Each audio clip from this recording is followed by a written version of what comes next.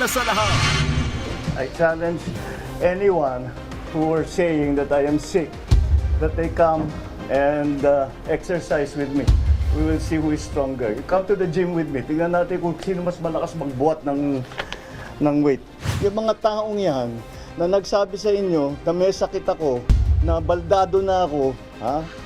Ngayon alam ninyo, puro sinungaling yung mga yan. Mga kapatid, alas 5:30 na. Ito na mga bumabanderang balita.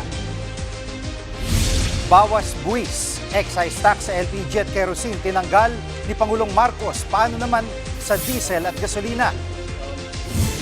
Work from home sa krisis, Secretary Garin binanatan na naman ni Senator Amy dahil 2 beses lang pinapapasok sa opisina ang mga taga-DOE.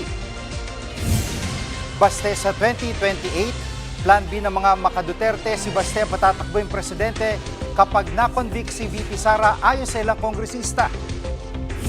Patawad sa nakaubad, Secretary John Vic Remulla inako ang sisi sa malabo manong patakaran sa panguhuli ng mga walang damit pang itaas.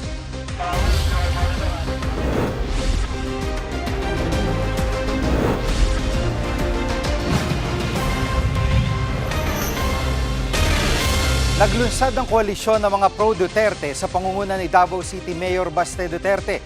Tingin ng ilang kongresista, pinoposisyon si Baste bilang alternatibong kandidato sa pagkapangulo.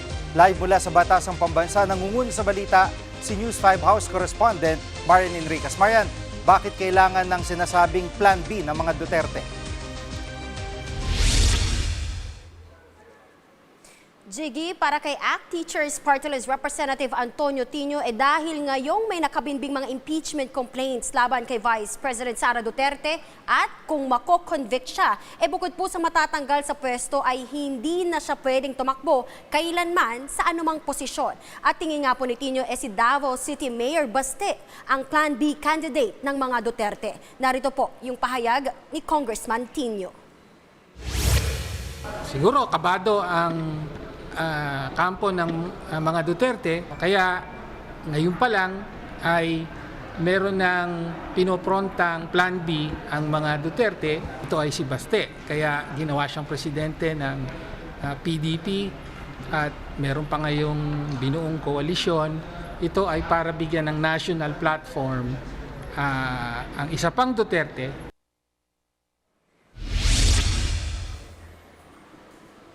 Jiggy, kahapon nga pinungunahan ni Mayor Baste itong paglulunsad ng Reform Alliance for Good Governance and Accountability o RAGE Coalition. Kabilang nga po doon sa koalisyon yung PDP, Partido Reforma at Reform PH. Kasama rin po dyan yung ilang mga mambabatas na kaalyado ng pamilya Duterte tulad po ni na Senators Robin Padilla at Bongo. Pati na rin po sina Congressman Leandro Leviste at Paulo Marcoleta. Layon daw po ng koalisyon na ipanawagang tugunan ang mga problema ng bansa. Kabilang na nga po riyan yung krisis sa langis. Jiggy.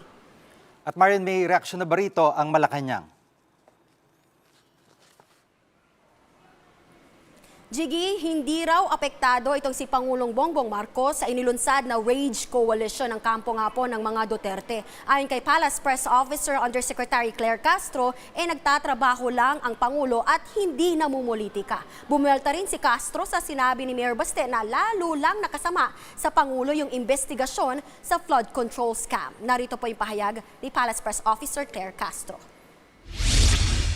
Ang Pangulo po, kahit maapektuhan at matamaan ng kanyang administrasyon, kahit ang kaalyado man niya ay kaibigan niya o kamag-anak niya ay maapektuhan, ipagpapatuloy po ang pag-iimbestiga sa flood control projects. Hindi dapat na tinatakpan, hindi kinakailangan na magkaroon ng cover-up. Kaya ba hindi nagpaimbestiga ng malaliman ang nakaraang administrasyon dahil magiging self-destruction? At Marian, meron na bang update sa impeachment ni VP Sara? Yes, Jiggy, bukas gugulong po muli yung pagdinig ng House Committee on Justice dito sa impeachment complaints laban kay VP Sara. Dito dedesisyonan ng komite kung may sapat na basehan para iakyat nga po sa plenaryo yung mga reklamo. May mga ipinasapina na personalidad at mga dokumento yung komite. Kabilang na nga po riyan yung income tax returns ni na VP Sara at kanyang mister na si Attorney Mans Carpio. Pero naghain ng petisyon si Attorney Carpio sa Quezon City Regional Trial Court para po pigilan yung pagpapasapina sa mga dokumento. Giit niya, labag daw ito sa kanilang right to privacy. Pinalagan naman yan ni House Committee on Justice member at Bicol Soro Party List Representative Terry Ridon. Narito po yung kanyang pahayag. Isa na naman po ito doon sa mga pagsusubok ng kampo ng atin pong pangalawang Pangulo na pigilan po ang paglalabas ng katotohanan. They cannot restrain the truth anymore. At tuloy-tuloy po ito, and as soon as the ITRs are submitted to the House Committee on Justice, it will be presented in the House impeachment hearing. Jiggy, isa nga doon sa mga pinaka-aabangan sa impeachment hearing po bukas ay yung pagharap ng umunoy bagman ni VP Sara na si Ramil Madriaga na ipinasapi na rin ng komite. At ayon nga po kay Ridon, bukas na rin mangyayari yung bloodbath na hinihiling po ni VP Sara. Yan muna ang latest. Dito sa kamera, balik sa'yo, Jiggy. Yan ang ulat ni Marian Enriquez live mula sa Batasang Pambansa.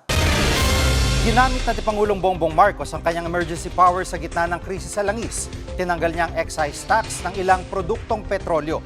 Live mula sa Malacanang, nangunguna sa balita si News 5 Palace correspondent Maricel Alili. Maricel, ano ng produktong petrolyo ang matatapisan ng buwis?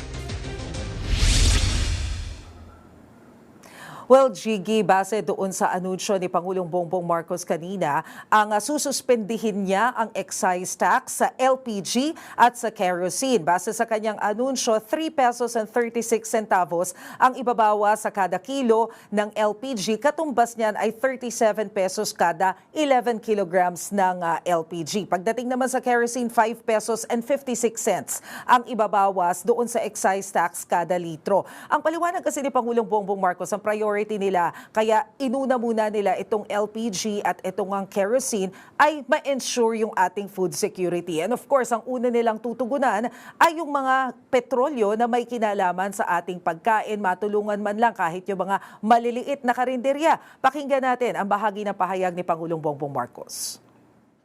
Sa ilalim ng kapangyarihan na binigay sa atin ng batas, tinanggal ko na ang excise tax sa LPG at sa kerosene. Ang katumbas nito ay 3 piso at 36, how much is this? 3.36. 3 pesos 36 ang bawas ng kada kilo ng LPG. Halos 37 pesos sa isang tangke ang mababawasan ng presyo. At 565 pesos 60 centavos kada litro ng kerosene. Ibig sabihin, mas mababa ang gastos sa pagluluto at sa araw-araw na pangangailangan ng bawat pamilya.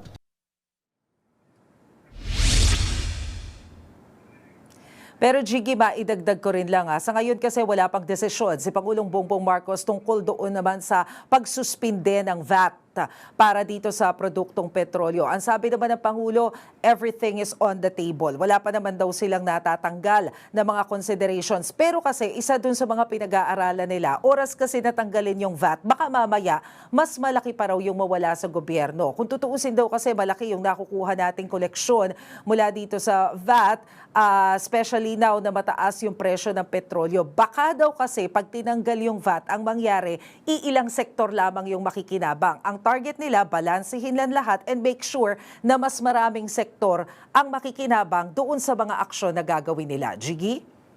At yun nga, no, Maricel, yung Pilipino kasi nakahanda dyan sa mataas na presyo ng LPG. Kasi kung talagang sobrang taas ang gagawin nila dyan, kahit yung mga mayayaman na naghahanda sila ng uling, lutuan na uling. Wala silang problema dyan. Ang pinoproblema talaga nila, yung napakataas na presyo ng diesel at gasolina na apektado lahat, kumbaga across the board. Pero yun nga, nabanggit mo na kesyo binabalanse pa yan ng Pangulo at ng kanyang mga advisor. Pero sa ibang usapin ay hindi talaga matapos-tapos yung usapan tungkol sa kalusugan ng Pangulo. May bagong pahayag ba ang Presidente tungkol dito?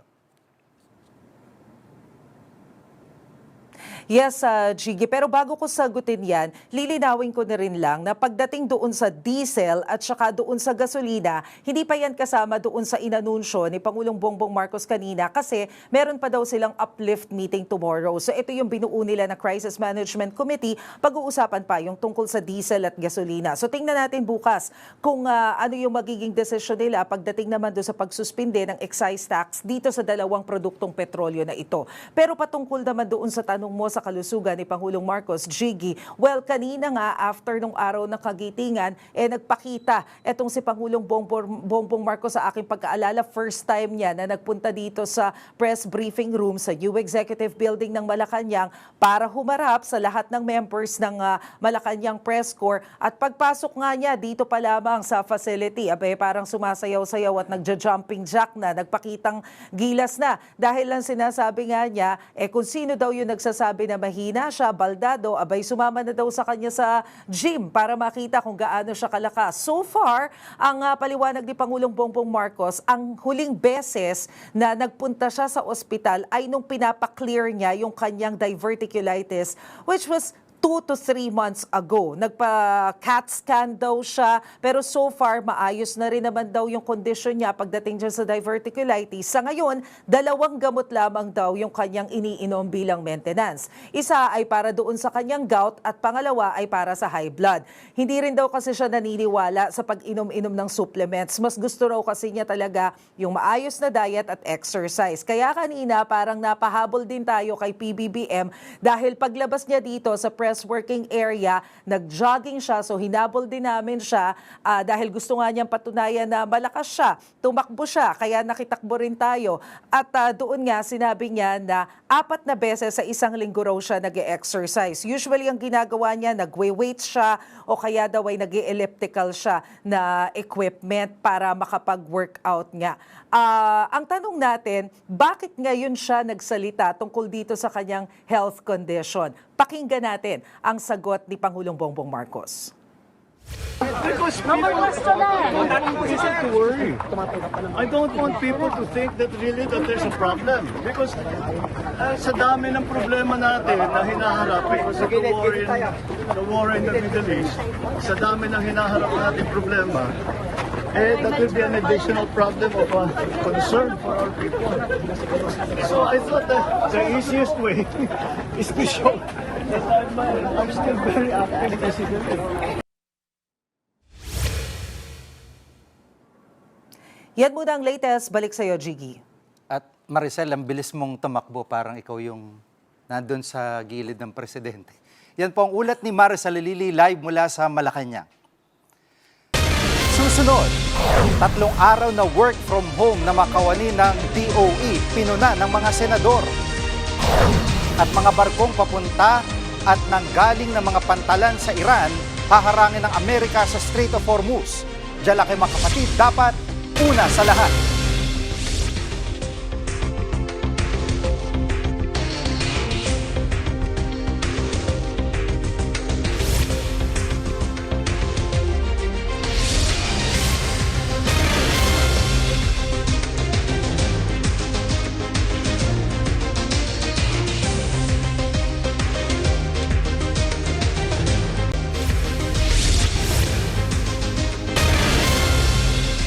Muling ginisa sa Senado si Energy Secretary Garin dahil sa 3 araw na work from home setup ng mga kawani ng ahensya. Live mula sa Rizal, nangunguna sa balita si News 5 Cent correspondent Mean Los Baños. Mean, inutos naman ng Pangulo ang hybrid setup sa mga ahensya ng gobyerno. Anong problemang nakita ng mga senador? Naku, malaki ang problema nakita ni Senator Amy Marcos kaya pinagalitan niya itong si Energy Secretary Sharon Garin dahil nga sa pinapatupad niya na 2 araw lamang na on-site o yung physical na pupunta sa opisina, yung mga DOE officials at employees, at 3 araw yung work from home setup nila sa gitna nga ng krisis sa langis. Ang sinasabi ni Senator Marcos, nakakatanggap siya ng mga reklamo na may ilang mga sektor na pumupunta sa mismong opisina ng DOE para magsubmit ng documents, magpapirma ng mga papeles, pero wala raw nakikita na aasikaso sa kanila o kaya kulang-kulang yung mga empleyado doon. At kung tutusin, sabi nga ni Senator Amy, lead agency ang DOE sa gitna nitong krisis sa langis, pero tila mahirap daw silang hagilapin sa mga panahong ito. Narito ang bahagi ng pahayag ni Senator Amy Marcos, gayon din ni Secretary Sharon Garin.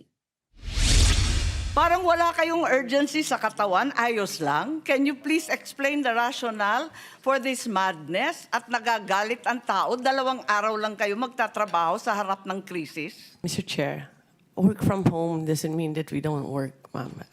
We work every day. We meet every day, even in weekends. We haven't stopped actually for 8 weeks already. Jiggy, sumang-ayon yung ilang mga senador gaya nila Senator Joel Villanueva at Win Gatchalian na hindi raw talaga magandang tignan na sa gitna ng matinding krisis ng langis ay mas marami yung work from home na araw sa isang linggo. Kumbaga 3 araw yung hindi pupunta sa opisina yung mga taga-DOE. Pero alam mo Jiggy, paulit-ulit naman na sinasabi ni Secretary Garin na hindi sila nagkukulang sa kanilang trabaho. Talagang pinatupad lang niya yung 2-day on-site para nga daw mas makapagtipid sila sa enerhiya. Gayunman, pinapa-review sa kanya kay Secretary Garin ng mga senador itong memo na ito, bagay na pinangako naman ng kalihim na muli nga aralin niyang memo na yan tungkol sa work from home setup ng DOE. Jiggy. At dahil mas marami yung work from home nila, may update ba, Mean, sa pagtugon nila sa krisis sa langis? Meron naman, Jiggy, doon sa hearing nga kanina ng Senado, yung subcommittee ng Protect, nagpresenta doon si Secretary Garin at sinabi niya na tuloy-tuloy yung usad ng government-to-government transactions, kaugnay pa rin sa pagsisiguro na meron tayong sapat na supply ng langis sa gitna pa rin ng nagpapatuloy na gera sa Middle East. At dahil nga dyan sa tinatawag na G2G transactions na yan, Jiggy, ang sabi ni Secretary Garin, nakausap na nila yung maraming bansa, gaya na lamang ng Brunei, Taiwan, Japan, China, South Korea, Indonesia at India. At sa mga bansang yan, Jiggy, ang nagbigay daw talaga ng assurance na i-honor nila yung kontrata nila sa mga private oil companies ay ang China at ang South Korea. Gayunman, sa gitna ng mga, kumbaga pagsisiguro na may makukunan tayo ng supply ng langis, aminado si Secretary Garin na may posibilidad, Jiggy, after bukas na rollback, baka sumirit daw ulit yung presyo ng langis by next week dahil nga dun sa mga pinakabagong pronouncements na naman ni US President Donald Trump kaugnay pa rin sa hindi pagkakasundo ng Amerika at Iran. Narito ang bahagi ng pahayag ni Secretary Garin. Bumaba siya by 20 pesos. Ngayon, we are again going to do the calculation and then see again over the weekend kung ano namang epekto nito. So basically, the prices are determined by not only by the prices, international trading, but also the statements of President Trump. Sa partikular na pagdinig na yan, Jiggy, syempre nagpresenta rin o naglatag ng mga solusyon ang Department of Energy sa gitna pa rin ng krisis sa langis. Una, inirekomenda nila na sana yung mga next purchases ng gobyerno ng mga sasakyan ay electric vehicles o EVs na daw dapat ang bilhin ng gobyerno para nga mabawas-bawasan yung dependence natin sa diesel at gasolina. Pangalawa, sana daw ay magpatupad ng weekly Earth Hour para mag-conserve din talaga ng energy. At pangatlo, Jiggy, sana daw aralin ng pamahalaan kung paano magkakaroon ng pagkakataon o ng kapangyarihan na ma-regulate talaga yung presyuhan sa langis, lalo na sa gitna ng mga krisis gaya ito. Yan muna ang latest. Jiggy, balik sa'yo. Yan ang ulat ni Mean Los Baños. Bumagsak ang peace talks ng Amerika at Iran, kaya lalo pang tumindi ang tensyon sa Middle East na ugat ng pandaigdigang krisis sa langis. Live mula sa Pasay City, nangungun sa balita si Rainiel Pawad. Rainiel, bakit na bigo ang peace talks at ano epekto nito?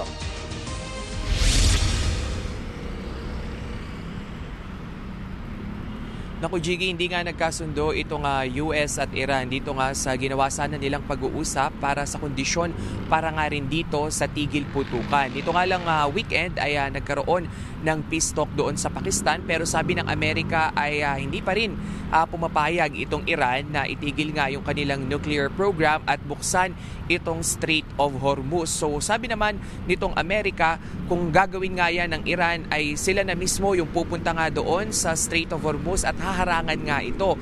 At ang sabi nila ay dapat daw yung ilang mga maritime vessel ay hindi magbabayad ng kahit anumang halaga o ng toll dito nga sa Iran para makatawid dito sa international waters. Pero ito namang Iran ay sinabi nilang hindi sila papayag at lalaban din kung ganyan nga raw yung gagawin nitong Amerika. Ang sabi nila ay kung magpapaputok nga itong Amerika doon nga sa may Strait of Hormuz o magkakaroon ng naval blockade o dalagyan ng mga military vessel ng Amerika itong Strait of Hormuz, ay hindi naman mag-aatubili itong Iran na mag-retaliate o gumanti rin ng putok dahil nga pinaniniwalaan nila na sila pa rin dapat yung may control doon sa naturang strait. Jiggy. At Reniel, ngayong bumagsak ang peace talks at may tension pa rin sa Strait of Hormuz, ay paano ang presyo ng langis sa world market?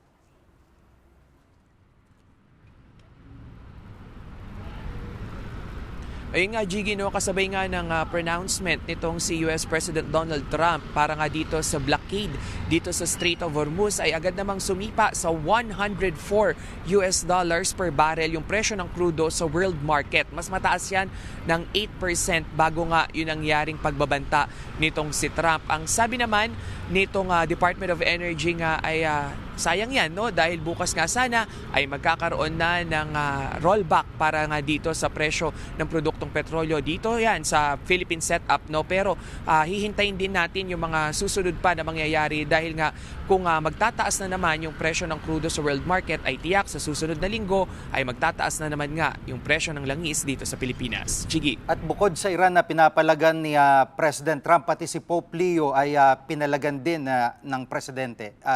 Reniel.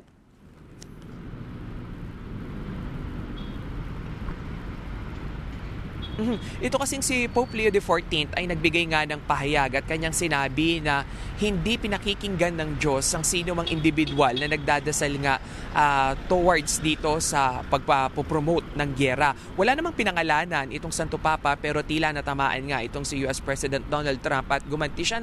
Sinabi niya at binanatan niya itong Santo Papa. Sinabi niya na hindi ito magiging Santo Papa kung hindi lang dahil Amerikano. Wala rin daw bilib si Trump dito nga kay Pope Leo XIV at wala raw itong galing pagdating sa mga pag-uusap sa gyera at foreign policy. So wala pa namang pahayag dyan yung Vatican at maging si Pope Leo XIV.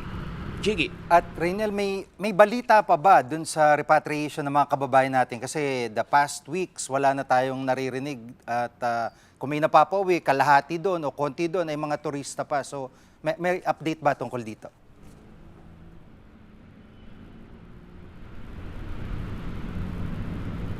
Jiggy, ngayong araw, actually hanggang ngayon ay pinoproseso pa yung mga dokumento nitong kadarating lamang na nasa higit 300 plus na mga Pilipino mula nga dito sa United Arab Emirates at malaking porsyento dyan ay mga OFWs at yung ilan naman ay kanilang mga dependents. Sa ngayon, tuloy-tuloy, every other day daw ay may mga umuuwi nga from the UAE dahil mas bukas na yung kanilang paliparan doon. Kaninang umaga ay meron din nasa 150 naman na mga kababayan natin na umuwi galing naman sa Kuwait. At bukas, Jiggy, kinumpirma sa atin ng Department of Migrant Workers ay may mass repatriation naman mula nga dito sa Kuwait dahil nagbukas na rin yung kanilang paliparan. Nasa 300 plus din yung mga uuwi at itong uwi na ito, yun din yung may pinakamarami nga na remains o labi nitong mga Pilipino. Hindi sila yung mga naapektuhan ng gyera pero dahil nga nagkaroon ng problem dito sa procedural processes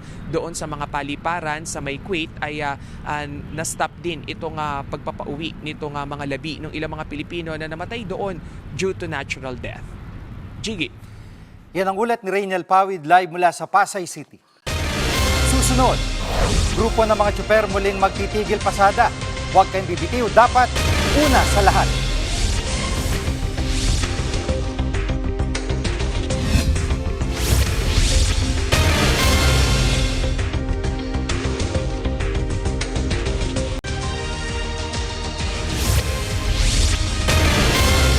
Kahit na inaasahang rollback sa petrolyo bukas, muling magkakasa ng tigil pasada ang mga tsuper. Live mula sa Quezon City, nangungun sa balita si News 5 Transportation Correspondent Gerard de la Peña. Gerard, kailan isasagawa ang tigil pasada? Tama, Jiggy, para sa kaalaman ng publiko, ngayong Merkules hanggang Biyernes na gagawin itong isa na namang transport strike o April 15 hanggang 17. At ang kasama sa mga grupong mag-strike, itong grupong Manibela, itong United Transport Alliance Nationwide at National Federation of Transport Cooperatives. Inaasahang more or less ay 500,000 mga pampublikong sasakyan yung sasali dito. Hindi lang dito sa Metro Manila, kundi pati sa ilang mga key cities natin dyan sa Visayas at sa Mindanao. Ayon sa grupong Manibela, kahit may inaasahang rollback tayo, parang kulang pa rin yung ginagawa ng pamahalaan para maibsan yung epekto nitong krisis sa langis. Ayon sa Department of Energy ay hindi bababa sa 20 pesos and 89 centavos ang rollback sa kada litro ng diesel, 4 pesos and 43 centavos naman sa kada litro ng gasolina at 8 pesos and 50 centavos sa kada litro ng kerosene. Ito yung unang beses na magkakaroon tayo ng rollback after 5 weeks o simula nang magsimula nga itong sigalot sa pagitan ng US at ng Iran. Pero para sa grupong Manibela, hindi sapat itong rollback at para rin sa kanila hindi rin uubra itong pinaplanong service contracting program na ipapatupad na ngayon darating din ng Miyerkules. Under this program, Jiggy, babayaran ng DOTR yung kada kilometrong takbo ng mga pampublikong sasakyan katulad ng mga jeep, modern PUVs, mga bus at UV Express. Pero ang problema raw dito kasi, ang gagastos pa para doon sa GPS device na ikakabit doon sa mga unit ng mga driver, sila rin mismo mga driver at mga operator. At ang problema rin dito, simula nang ipatupad ito noong pandemic. Meron tayong ganito ring version noong pandemic. Hanggang ngayon, meron pa rin mga problema, lalong-lalo na yung mga hindi pa rin nababayaran. Pakinggan natin ang pahayag ng Manibela tungkol dito. Mauuna pang kumita yung GPS provider. Habang kami nag-aabono sa diesel, driver ang naghihingalo. Ang binigyan ng discount, yung mga pasahero. Napakagandang programa. Nakakamatay. Pahirap. At Gerard, ano ang plano ng gobyerno dito sa nakaambang tigil pasada ulit? Jiggy, nakikiusap na ngayon DOTR dito sa mga grupo na huwag na lang ituloy yung kanilang strike. Pero just the same, handa naman daw ang DOTR na ipagpatuloy yung pamimigay nila ng libreng sakay. At sa ngayon ay inaalam din ng DOTR tsaka ng LTFRB kung alin-aling mga ruta yung apektado nitong tigil pasada. Yan muna ang latest. Balik sa'yo, Jiggy. Yan ang ulat ni Gerard de la Peña live mula sa Quezon City. Susunod, si DILG Secretary Remulla nagsorry sa kalituhan kaugnay ng no topless policy. Huwag kayong bibitiw, dapat una sa lahat.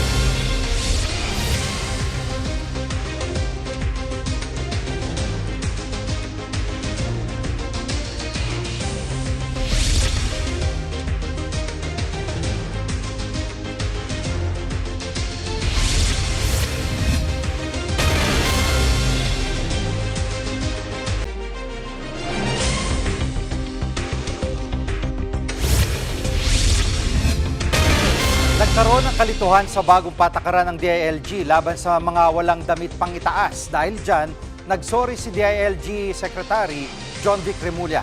Live mula sa Camp Crame sa Quezon City, nangungun sa balita si Brian Castillo. Brian, anong sinabi ni Secretary Remulla?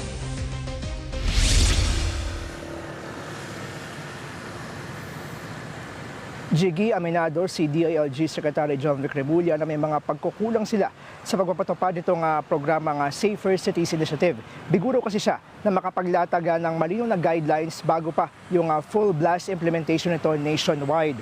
Sinabi ng kalihim sa gitna ng mga pambabatiko sa nasabing programa.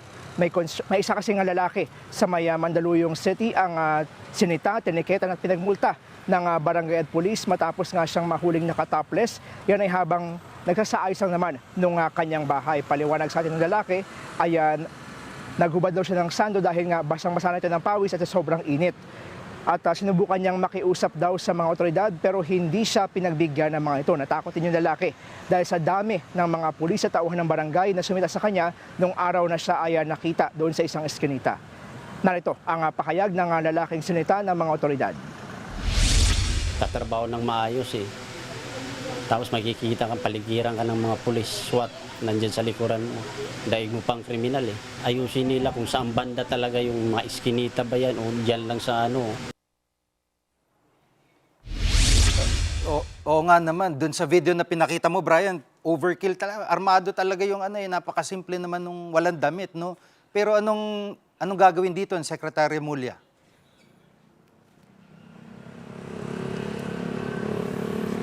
Jiggy, plano ni Secretary Remulla na personal na puntahan itong lalaking yan para daw siya mismo yung makapagpaliwanag at makahingi ng paumanhin. Ang gusto ko lang po, ang tanging hangarin ko ay patahimikin yung mga kalye. Ngunit, dahil sa kakulangan ng aking paliwanag, ay kahit sino na lang basta walang t-shirt ay siyang dinampot. Mali po yun. Nagkamali po kami ron and I take full responsibility. At ipagpapatuloy pa rin ba itong patakaran laban sa mga walang damit pang itaas?